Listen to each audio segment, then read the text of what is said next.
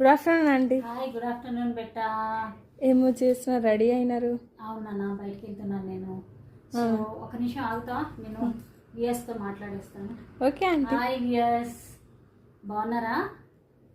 నేను చాలా బాగున్నానండి, ఎందుకంటే మీరు చాలా మంచి కామెంట్స్ ఇస్తున్నారు. Thank you so much. ఇవాళ నేను తొందరగా బయటికి వెళ్తున్నాను, అయినా కూడా ఒక చిన్న రెసిపీ, చాలా తొందరగా అయిపోయే రెసిపీ మీకు చూపించాలి అని అనుకుంటున్నాను. దాన్ని మనము హైదరాబాదీ స్టైల్ టమాటా చట్నీ అండి. టమాటా చట్నీ అని మనం అనుకోవచ్చు, కర్రీ కూడా అంటారు కొంతమంది, but it will be very tasty అండి. సో అదే కాకుండా మన దగ్గర పెట్టి చూపిస్తా. ఇది లివర్ కందనకాయది ఒక చిన్న ఫ్రై, దానికి కూడా కావాల్సిన పదార్థాలు ఈ రెండిటికి కూడా సేమ్ ఇదే పదార్థాలు. ఇదేమో కొత్తిమీర పుదీనా రెండు కలిపి పెట్టాను. అల్లం వెల్లుల్లి పేస్ట్, ఉప్పు, ధనియాల పొడి, మళ్ళా కారము, ఉల్లిగడ్డ మంచిగా చిన్నగా చాప్ చేసుకోవాలి. చూడు ఎంత చక్కగా చాప్ చేశాను నేను, చిన్నగా చాప్ చేసుకోవాలి. పసుపు, గరం మసాలా. ఓకే, ఈ టమాటా కర్రీ కూడా సేమ్ ఐటమ్, సేమ్ ఇంగ్రీడియంట్స్ కావాలి. కొంచెం జీలకర్ర, ఎండుమిరప యాడ్ చేసుకోవాల్సి వస్తుంది. ఓకేనా, అది చేసేటప్పుడు చూపిస్తానులే. కానీ ఇది ఫస్ట్ అయితే మనం లివర్ కర్రీ పొయ్యి మీద వేసి బాగా శుభ్రంగా కడుక్కోవాలండి. లివర్ని మనం ఇలా వేసేసి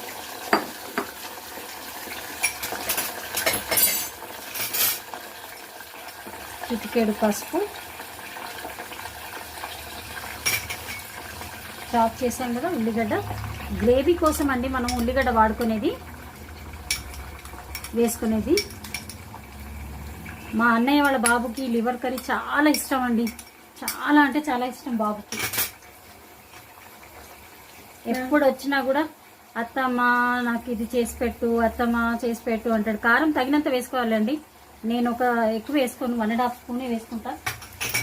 నాకు కూడా ఇష్టం అండి. నీకు కూడా ఇష్టమా? వావ్, అయితే ఓకే. టుడే అన్నయ్య కొడుకు లేడు, నువ్వు తిందు కానీ. ధనియాల పొడి 1/2 స్పూన్ వేసుకొని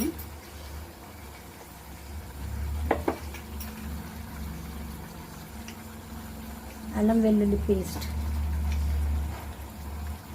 వేసుకొని 1 స్పూనే వేసుకోవాలి నాన్న. వేసుకొని ఒక గ్లాస్ వాటర్, ఇలా అన్నీ ఒకటేసారి వేసేసుకోవాలి బెట. It will be very tasty నాన్న. కొంచెం కలుపుకోవాలి. హై ఫ్లేమ్లో ఒక 1 మినిట్ ఉంచాలి. అది ఉడుకుతుంది అనగా అస్సలు దాన్ని ఎక్కువ కలపకూడదు నాన్న, ఎందుకంటే నీసు వచ్చేస్తుంది.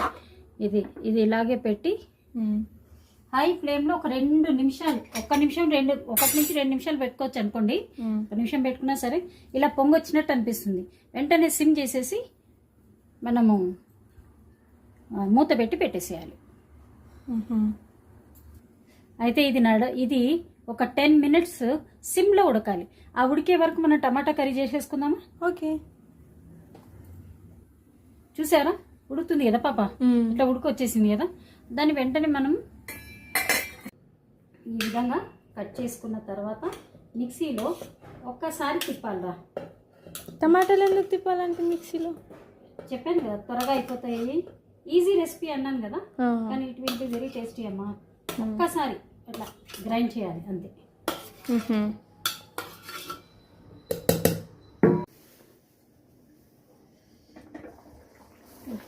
చూసుకోవాలి ఒకసారి మనము.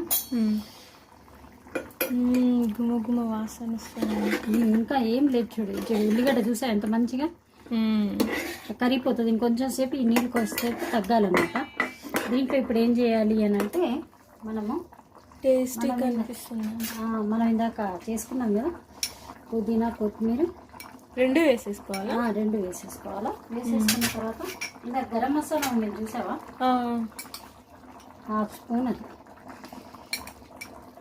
మొత్తం కలిపితే 1/2 స్పూన్ వేసేసుకోవాలి. వేసి మళ్ళీ ఒకసారి కలుపుకొని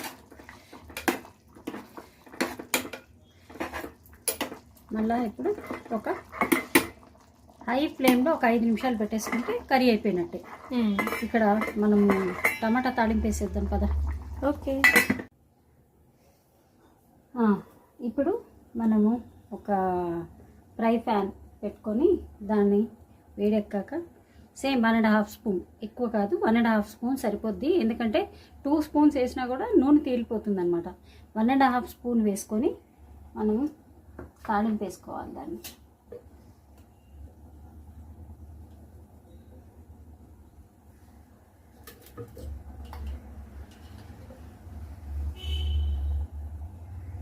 నూనె వేడెక్కాక మనము చిటికెడు జీలకర్ర, ఎల్లిగడ్డ 2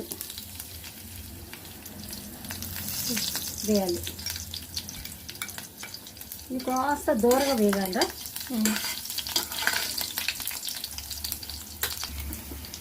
చూసారు కదా కాస్త రెడ్ అయింది కదా. ఇప్పుడు ఎండుమిరపకాయలు కూడా వేయాలి.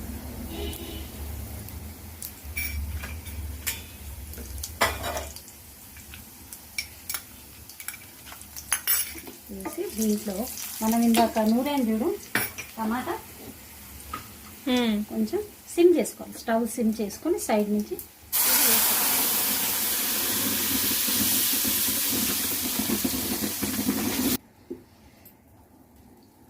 దీంట్లో కొంచెం ఉప్పు వేసుకోవాలిరా. త్వరగా నీరు అనేది ఇనిగిపోతుంది అనమాట ఉప్పు వేస్తే. పసుపు కూడా వేసుకోవాలి, చిటికెడు పసుపు వేసుకొని కారం దేంట్లో కూడా నేను ఎక్కువ వేసుకుంటా. మీరు ఎవరు కూడా ఎక్కువ తినరు కదా, అవును, కాబట్టి కారం ఎక్కువ వేసుకునేవాడు వేసుకోవచ్చు. చాలా టేస్టీ కనిపిస్తుంది ఇది కూడా. హైలో పెట్టుకొని ఒక 2-3 నిమిషాలు అడుగంటకుండా ఇట్లా తిప్పుకోవాలి. ఒక 2 నిమిషాలు స్టవ్ మీద దగ్గరే ఉండాలి మనము, అడుగంటకుండా.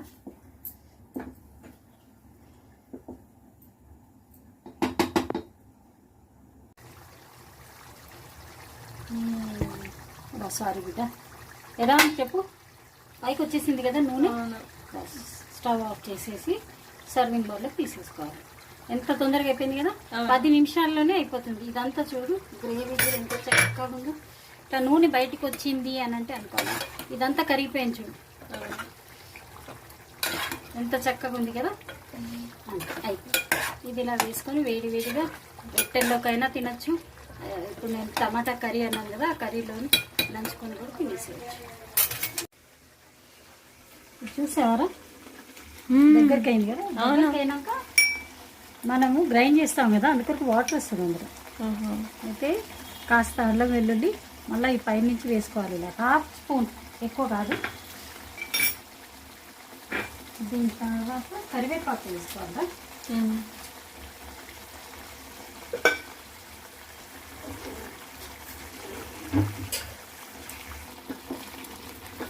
ఇలా అయిపోయింది కదా. వేసుకున్న తర్వాత కరివేపాకు వేసుకోవాలి. కరివేపాకు ఇంకా ఏముంది, కరివేపాకు వేసాక ఇంకా ఎక్కువ వాసన.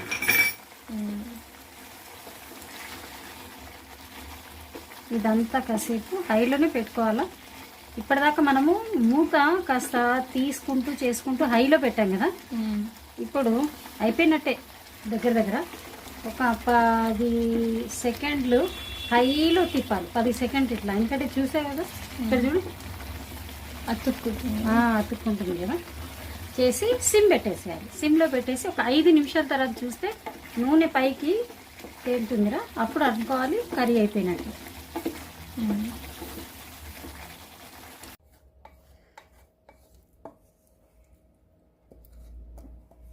టేస్టీ వాసన వస్తుందండి, ఆకలి అవుతుంది. చూడు నూనె ఇట్లా తేలిపోతుంది రా. అది తను నీట్గా కనిపిస్తుంది కదా. తింటే మటుకు నిజంగా అంటే చాలా బాగుంది. ఏం లేదు, మళ్ళీ సింపుల్ రెసిపీ.